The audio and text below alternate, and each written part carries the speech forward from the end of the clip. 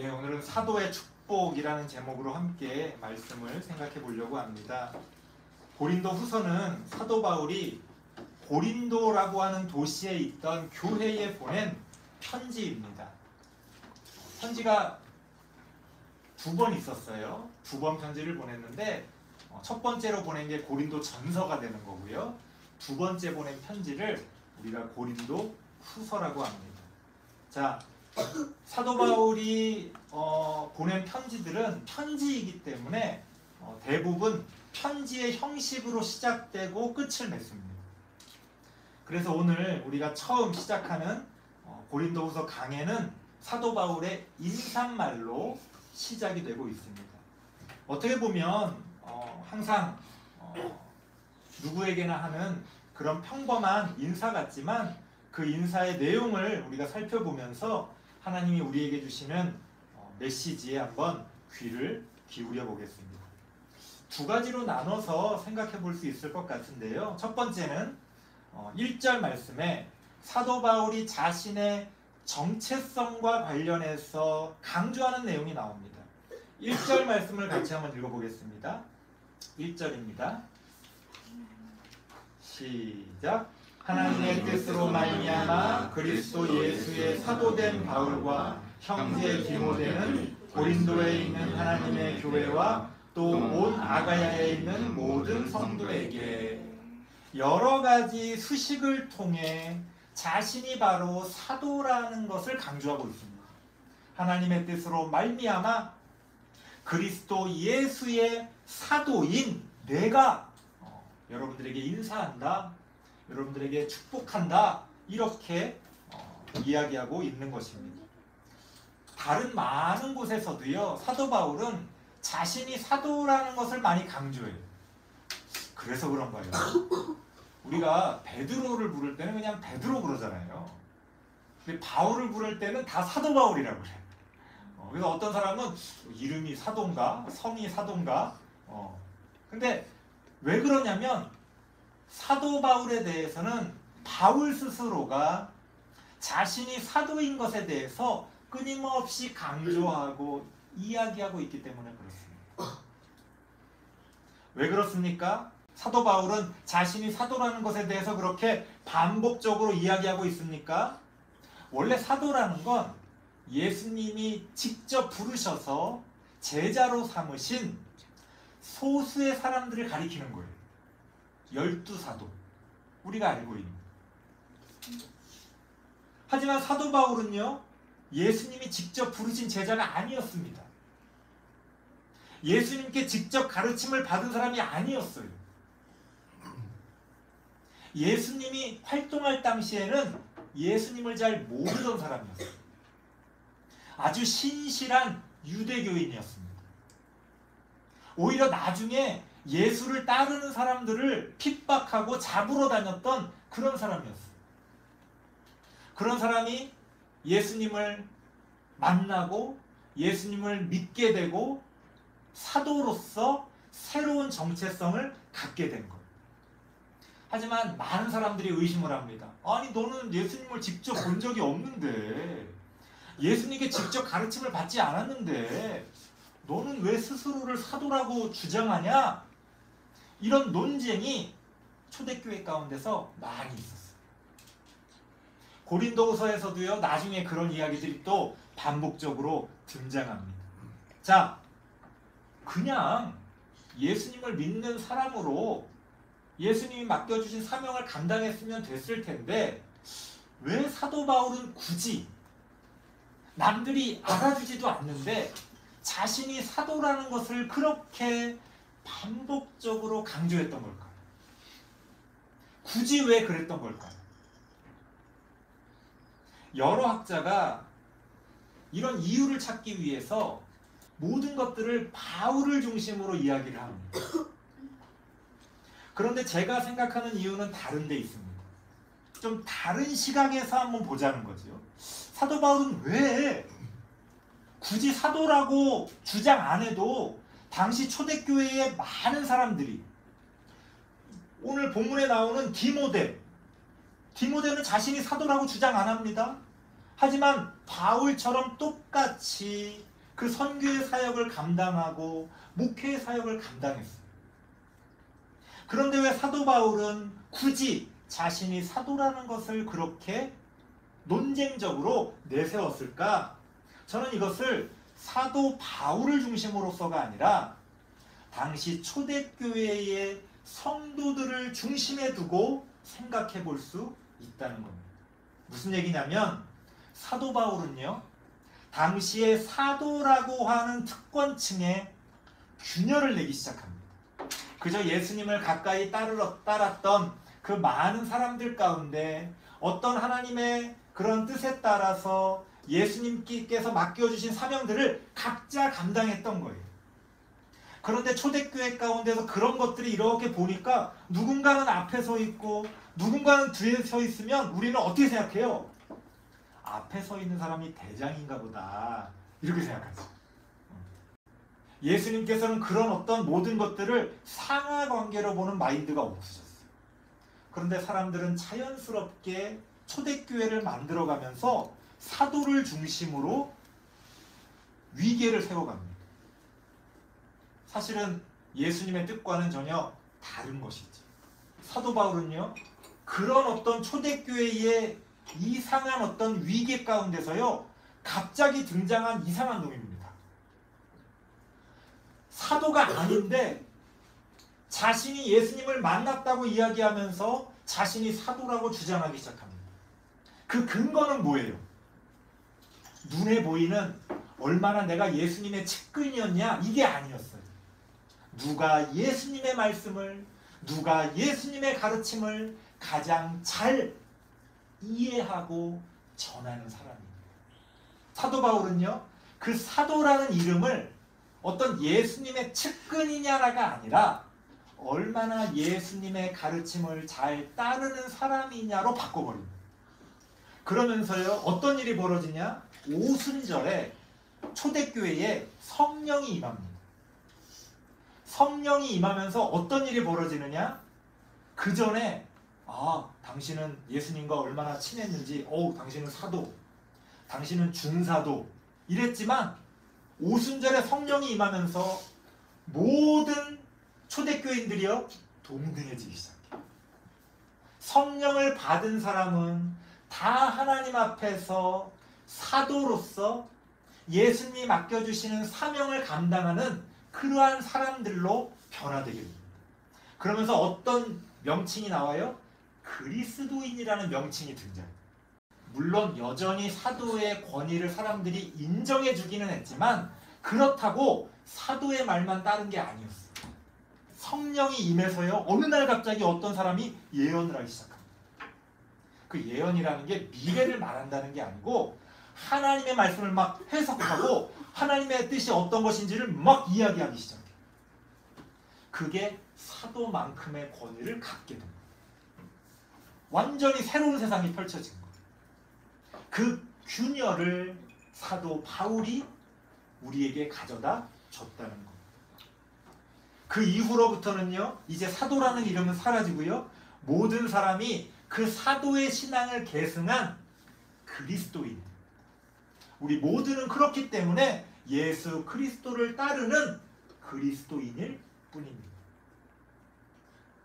자, 이렇게 사도라고 하는 존재가 왜 중요하냐라고 했을 때 당시에 사도는요, 어떻게 받아들여졌냐면 그 의미가 창문과 같은 존재로 받아들여졌어요. 무슨 말이냐면 사람들은 사도라고 하는 창문을 통해 예수 그리스도를 보는 거예요. 그럼 오늘날 우리도 마찬가지죠. 우리가 그리스도인이라고 불리는 건 왜 그래요? 사람들이 우리를 통해 예수 그리스도를 보는 거예요. 그런데 그 예수 그리스도는 그냥 예수가 아니고 그리스도예요. 그리스도라는 말은 원어의 뜻도 말씀드릴 수 있지만 그 의미가 뭐냐? 하나님의 뜻을, 하나님의 말씀을 우리에게 가장 잘 가르쳐주는 분을 그리스도라고 하는 거예요. 그러니까 우리가 믿는 예수는 그냥 예수가 아니라, 인간 예수가 아니라 하나님을 우리에게 가장 잘 가르쳐 주시고 보여주시는 예수예요. 그래서 우리가 이 세상 가운데 예수 그리스도를 보여준다고 할 때 그거는 예수라고 하는 상징을 보여주는 게 아니에요. 그 예수를 통해 하나님을 보여주는 거예요. 이걸 이해 못하면 어떤 일이 벌어지느냐? 우리 흔히 전도할 때 옛날부터 오랫동안 내려왔던 구호가 있잖아요. 예수천당 불신지요. 사실 이 구호는요, 아무런 의미가 없는 구호예요. 왜? 그 안에는 예수라는 상징은 있지만 도대체 그 예수가 뭘 주장하는지, 뭘 말하고 싶은 건지, 그래서 그 예수는 어떤 세상을 원하는 건지, 우리가 그 예수님을 믿고 따르면 뭘 해야 되는 건지 그게 없어요. 그냥 예수만 믿으면 천국 간다는 거예요. 거의 그 예수가 무슨 무속의 그런 어떤 주술적인 상징이 돼버립니다. 어떠한 의미도 거기에 담겨있질 않아요. 그래서 우리가 예수라는 이름이 마치 그 자체가 우리를 구원하는 것처럼 말한다면 착각입니다. 예수 믿으세요 라고 할 때는요, 너무나 많은 의미가 그 가운데 들어있는 거예요. 예수가 누구인지, 그 예수가 뭘 가르쳤는지, 그 예수가 결국 우리 이 땅에서 어떤 세상을 만들기를 원했는지, 그리고 그 예수를 믿는다는 것은 바로 그 예수가 살았던 그 세상, 바로 그 예수가 전했던 그 가르침을 우리도 지금 이 땅 가운데서 전하고 만들어 간다는 것이. 그냥 입으로, 머리로 나 예수 믿어요, 아멘, 그런다고 천국 가는 게 아니에요. 예수를 믿음으로써 우리에게는 천국을 만들어 가야 할 사명이 생기는 겁니다. 예수를 믿는다고 저절로 천국에서 살게 되는 게 아니에요. 시작입니다. 예수를 믿기 때문에 우리는 하나님의 나라를 만들어가고 그 하나님의 나라 가운데서 살아야 할 사명이 생기는 거죠. 그런 의미에서 오늘날 우리는요, 여전히 그 사도의 신앙을 계승하고 그리스도인으로서 이 세상 가운데 하나님을 가장 잘 가르쳐 주시는 예수님을 보여줄 수 있어야 합니다. 바로 사도 바울이 내가 사도다 라고 말할 때에 그 안에는 이런 의미들이 포함되어 있다는 거예요. 그렇게 우리도 사도 바울처럼 또 다른 사도가 되어 이 땅 가운데 하나님의 뜻을 이루어 가야 한다는 겁니다. 자, 두 번째 함께 나누고 싶은 이야기는요, 2절 말씀입니다. 함께 읽어보겠습니다. 2절입니다. 시작. 하나님 우리 아버지와 주 예수 그리스도로부터 은혜와 평강이 있기를 원하노라. 사도 바울은요, 사도로서 사람들에게 축복의 말을 전하고 있습니다. 자, 우리도 또한 사도로서 그 사도의 신앙을 계승한 사람들로서 이 땅에 축복의 말을 전해야 되겠죠. 그게 뭐라는 거예요? 은혜와 평강이라는 거예요. 은혜라는 거는요, 하나님이 주시는 걸 은혜라고 하는 거예요. 너무 당연한 이 말이 실제로는 당연하지 않습니다. 우리는요, 하나님이 우리에게 주시려고 하는 것을 원하지 않고 내가 좋아하는 것을 원합니다. 무슨 얘기냐? 하나님이 나를 위해 예비해 놓으신 것이 무엇인지, 그래서 하나님이 나에게 주시려고 하는 게 무엇인지에 대해서는 우린 관심이 없어요.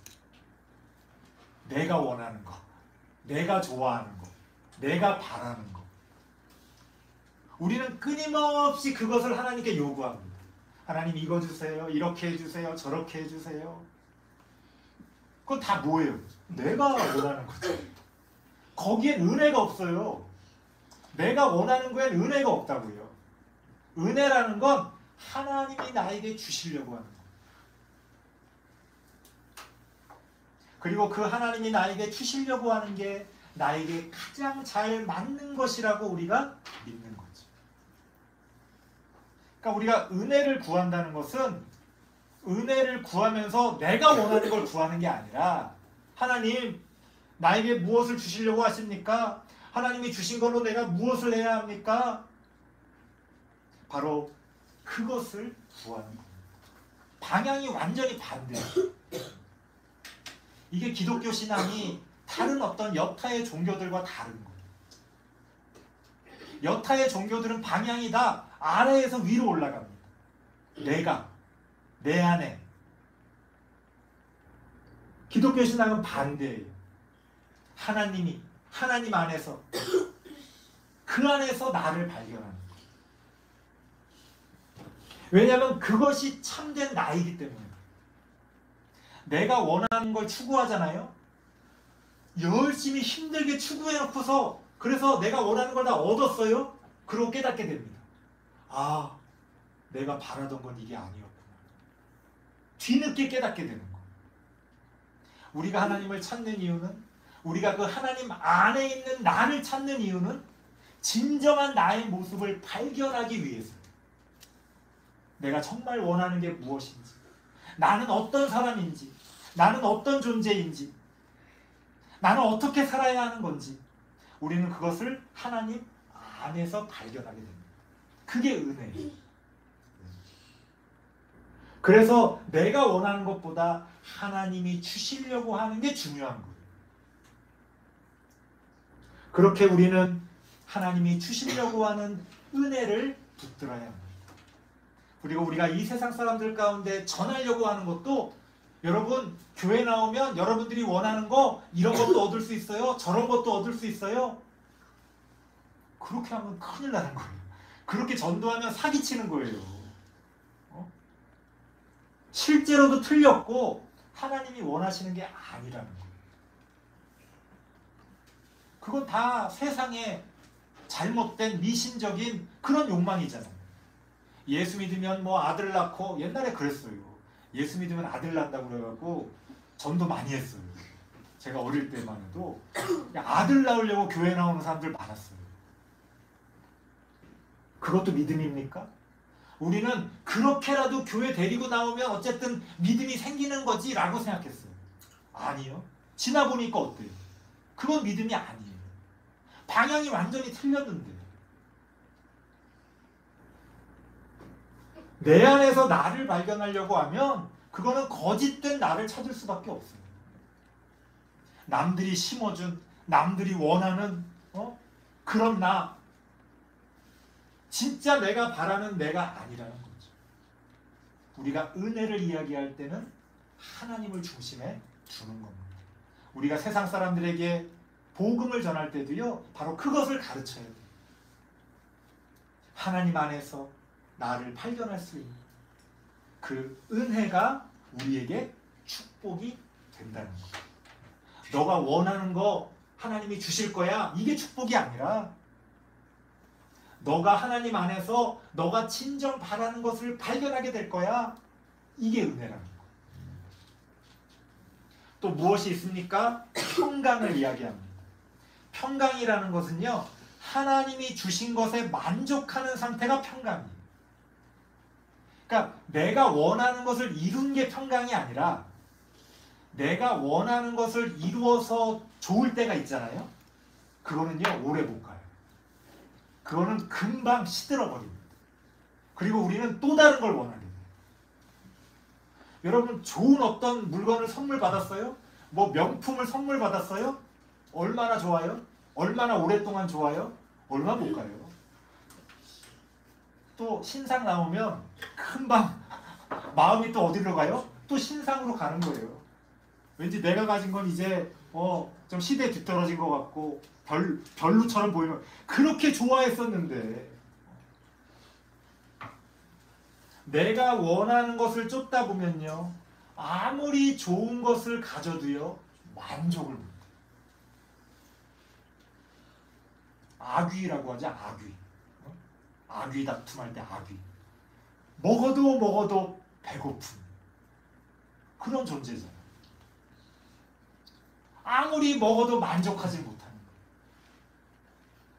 우리가 어떤 것, 내가 바라는 어떤 것을 통해 만족하려고 하면요, 이건 끝이 없어요.